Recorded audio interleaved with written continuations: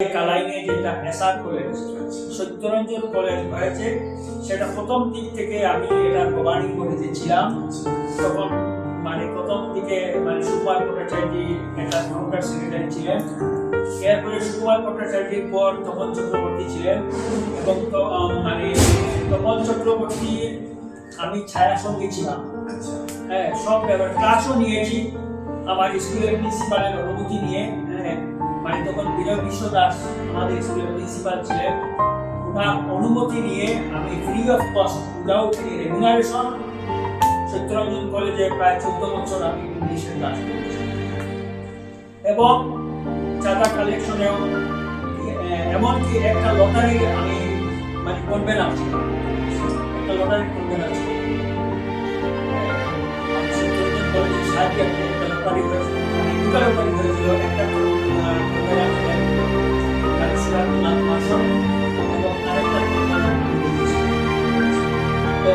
ওই সময় শিক্ষার বিস্তারের জন্য আমি জানাই সত্যরঞ্জন কলেজের সঙ্গে আমার যে নিয়মিত ডিউটি করে রাত 2টা 3টা পর্যন্ত আমরা সত্যরঞ্জন কলেজের জন্য মানুষের বাড়ি বাড়ি গিয়ে ক্লাস করেছি। এবং একটা সময় এমন হয়েছিল কালাইন সত্যরঞ্জন কলেজ শেষ হয়ে গিয়েছিল, কালাইন সত্যরঞ্জন কলেজ তখন কালাইন হায়ার সেকেন্ডারিতে ছিল, ক্লাস চলছিল। কালাইন হায়ার সেকেন্ডারিতে ক্লাস চলাকালীন অবস্থায় সমস্ত টিচিং স্টাফ একসঙ্গে তারা রেজিগনেশন দিয়ে দিয়েছে। পরের দিন থেকে আর যে ওই কলেজে গিয়ে ক্লাস নেওয়ার মতো কোনো টিচার ছিলেন না। শুধুমাত্র একজন টিচার ছিলেন সাম দাশগুপ্ত, উনি ছিলেন পলিটিক্যাল সায়েন্সের। তো উনি ছাড়া আর কোনো টিচার ছিলেন না। তখন ইমার্জেন্সি মিটিং রাত্রে 11টা পর্যন্ত মিটিংটা চলেছিল। মিটিংটা হয়েছে কালাইন বাজার চৌমাথায় স্বর্গীয় কুরবান আলীর বিল্ডিং এ এই মিটিংটা হয়েছে। ওই মিটিং এ প্রায় সিদ্ধান্ত হয়ে গেছে যে এখানে কলেজ করা যাবে না, কলেজ শেষ, যেহেতু টিচার নেই। আর সেই সময় এমএ পাস তো মানুষও ছিল না। তখন আমি একটা প্রস্তাব দিলাম যে না, আমরা সারেন্ডার করব। যদিও সবাই মাস রেজিগনেশন দিয়েছে, আমরা কলেজ চালু করব। তখন আমাকে বললেন আমাদের টিচার নেই, আমাদের টিচার আছে। তখন আমি একজন টিচারকে মানতে পারি। তখন আমার কি বললাম, আমি ইংরেজি পড়াবো। এরপরে আমাদের নাম বললাম, তিনি কালীন হায়ার সেকেন্ডারি বাংলা সাবজেক্ট ছিলেন, আমি বললাম তিনি বাংলা পড়াবেন। এরপরে আমাদের মহিপুর স্যারের কথা বললাম, তিনি ইকোনমিক্স পড়াবেন। শম্পা ম্যাডামের কথা বললাম, তিনি পলিটিক্যাল সায়েন্স পড়াবেন। এইভাবে একটা একটা করে আমি বললাম আমার কাছে কালাইন হায়ার সেকেন্ডারি যারা টিচার আছেন তারা ক্লাস করাবেন। তখন মর্নিং শিফট ছিল, 10টার আগে সব ক্লাস শেষ হয়ে যায়। আমি বললাম এই দায়িত্ব আমি নিলাম, সবাই ক্লাস করাবে। এরপরে আবার নতুন গতিতে আমরা সত্যরঞ্জন কলেজের কাজ আরম্ভ করলাম।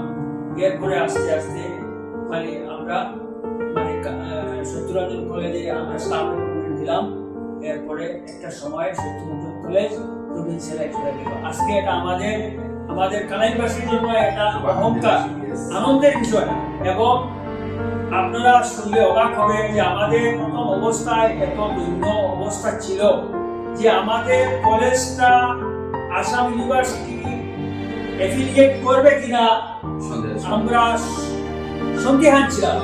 তখন বাবুর নেতৃত্বে আমরা একটা টিম, তখন 407 এর যুগ ছিল, ছোট গাড়ির যুগ ছিল না। 407 ভর্তি হয়ে আমরা সেই সময়ে যে ভাইস চ্যান্সেলর